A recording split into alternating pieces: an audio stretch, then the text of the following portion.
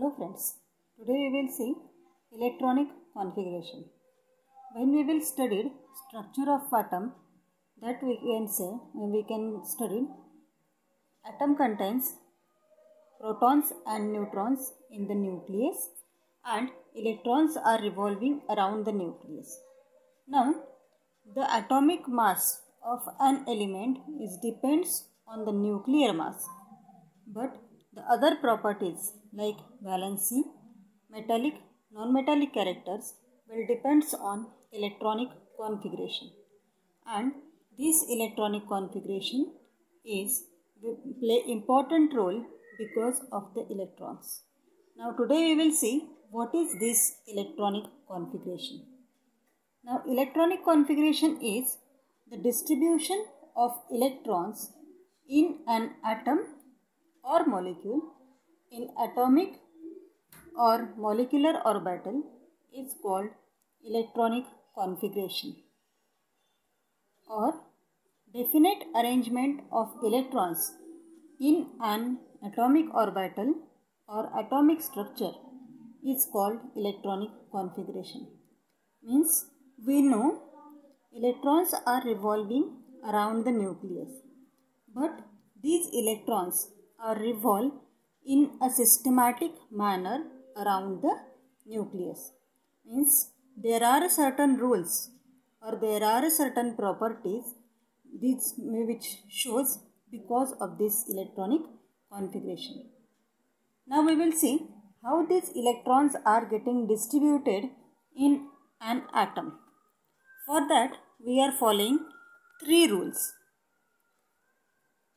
Before considering the rules, we will see why this electronic configuration is important in the chemistry or while studying the structure of atom. First, knowledge of electronic configuration of different atoms is useful in understanding the structure of the periodic table of the element.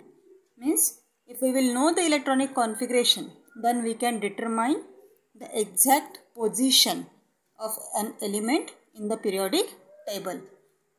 Second, it is also useful in describing the number and types of chemical bond. Means if two electrons are getting transferred or shared, in that case it will forms a two chemical bond. It is also helpful to determine valency, metallic and non-metallic characteristics of an element. Other than these, many other applications of this electronic configuration, because the electrons present in the outermost shell of an atom plays important role for the chemical and physical properties of these elements. Now we will see the rules for determining electronic configuration. Means if we want to distribute an electrons in structure of atom, in that case there are certain rules. That first rule is the total number of electrons present or electron capacity in each cell is determined by the formula 2n square. Now where n is the number of shell. Now we are known about the orbits. These orbits are also called as shell. Means the electrons are present and revolving around the nucleus in an imaginary path, that is called as shell or orbit. And these shell having a certain number of electrons are present. Means there is contain fixed number of electrons. That is why these number of electrons present in each shell or each orbit is determined with the help of this formula 2n square. Now every shell or every orbit is determined by the letters K, L, M and N. And the following tables will show the electron capacity in that particular orbit or shell. Means the first shell is K shell. That's why its number is n is equal to 1. Then according to the formula 2n square, electron capacity of the first shell is equals to 2. Now second shell is L. N is equal to 2. Shell is L. According to the formula, its electron capacity is equal to 8. In third shell, that is M, its electron capacity is 18. And similarly, if we will determine fourth shell, that is N shell, its capacity equals to 32 electrons. Now this figure will shows us the particular number of shell. In that first shell, which is present near the nucleus, that is K shell, it contains 2 electrons. Then second shell, that is L shell, it contains 8 electrons. M shell, that is 18 electrons, and N shell is equals to 32 electrons. Means the number of electrons present in each shell can be determined with the help of this formula 2n square. This one is the first rule. Now the second rule. Electrons are not accommodated in a given shell unless the inner shells are filled. That is, the shells are filled in a stepwise manner. Means the first shell is filled first, then second shell, and after that onwards the other shells will get filled. Means first inner shells are getting filled, after that the outer shells will get filled. Now in that diagram they will show the shell which is nearer to the nucleus is having a lower energy.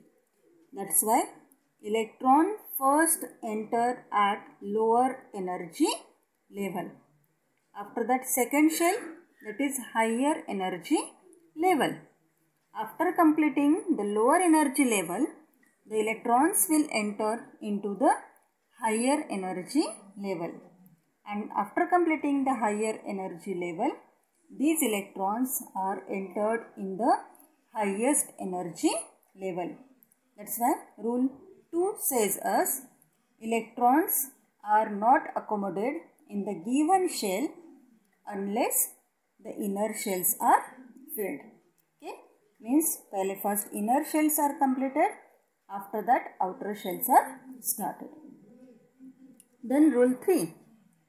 The maximum number of electrons that can be accommodated in the outermost orbit is always equals to 8.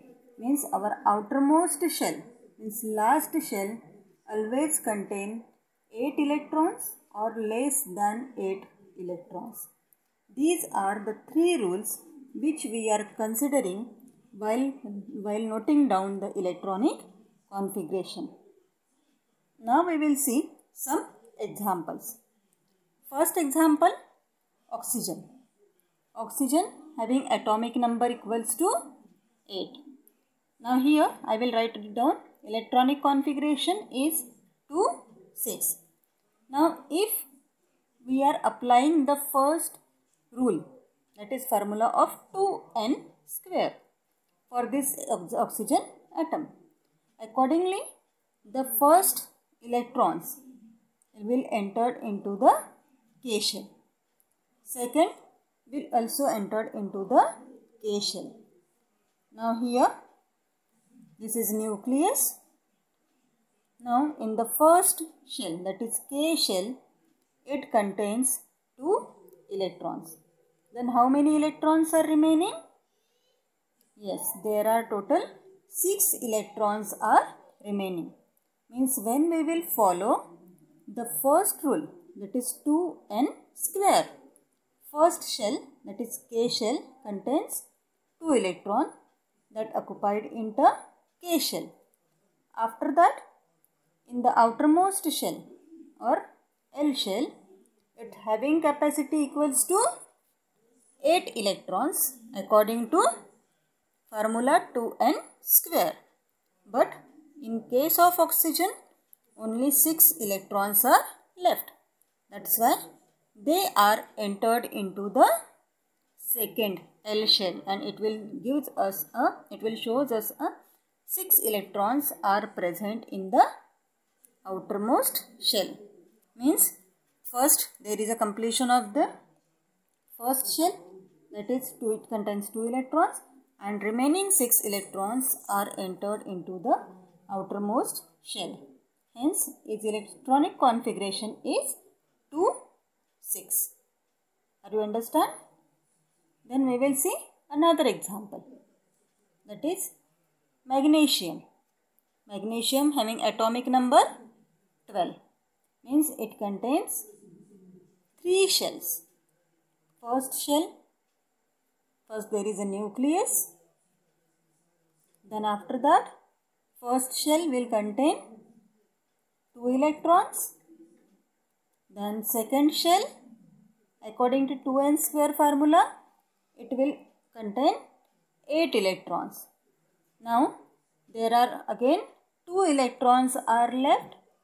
These electrons are entered into the M shell, that is the third shell, which is having more energy as compared to that of the second shell. This is magnesium, and its electronic configuration is 2, 8, 2. First shell, that is K shell, contain 2 electrons, and L shell contain 8 electrons, and M shell contains 2 electrons. This is the magnesium. The next example we will see, that is calcium. Calcium having atomic number 20.